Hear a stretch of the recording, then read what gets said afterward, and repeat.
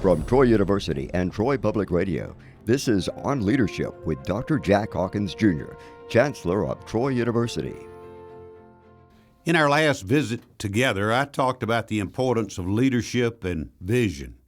And while it's important for leaders to have a vision, it's equally important for leaders to know how to implement a vision. After all, a visionary who can't put action into words is simply a dreamer. Here are a few practical tips for turning vision into reality. 1.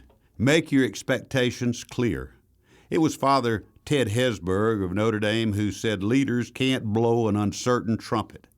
Explain in plain language what you want to do. 2. Make your expectations compelling. Paint a picture of the great things that will happen once the vision is implemented. And don't be afraid to be bold. No one gets excited about small ideas. 3. Develop a plan for implementation. And remember the old adage, if you fail to plan, you plan to fail.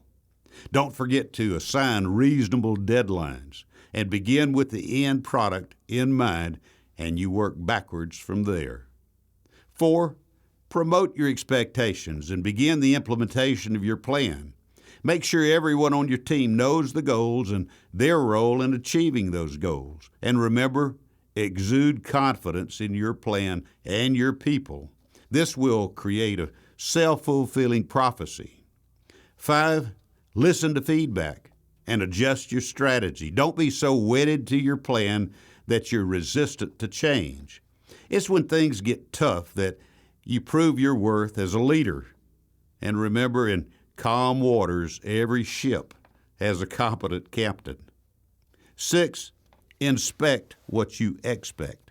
Don't leave the outcome to chance.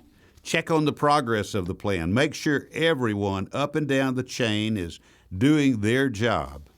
And while each step in this process is crucial, proper inspection may be the most important step of all.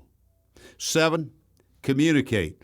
Communicate, and then communicate some more. Request periodic progress reports and share that information with all the members of your team. Make sure you communicate widely when the vision has reached full implementation and it's time that you can celebrate with your team. And finally, be able to recognize visionaries in your own ranks. I'm reminded of the story of the dying Indian chief who had to choose his successor from one of his 3 sons. He told each of his sons the leadership test was to climb a nearby mountain and return with evidence that they had reached the summit. The eldest son departed first, but he returned 3 days later with a sprig of a plant. The chief was disappointed, although he didn't express that disappointment, for he knew that that plant grew only halfway up the mountain. The middle son returned 5 days later, carrying a stone.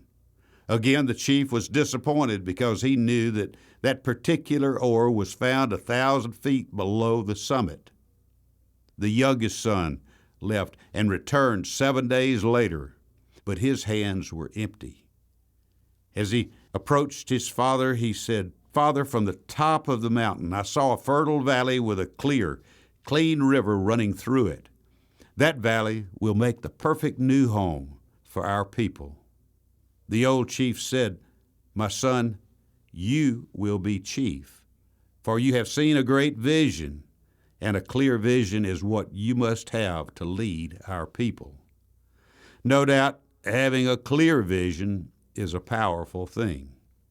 I hope you will find some value in these leadership tips. And when it's time to put your next good idea into action, you take action. Thank you so much.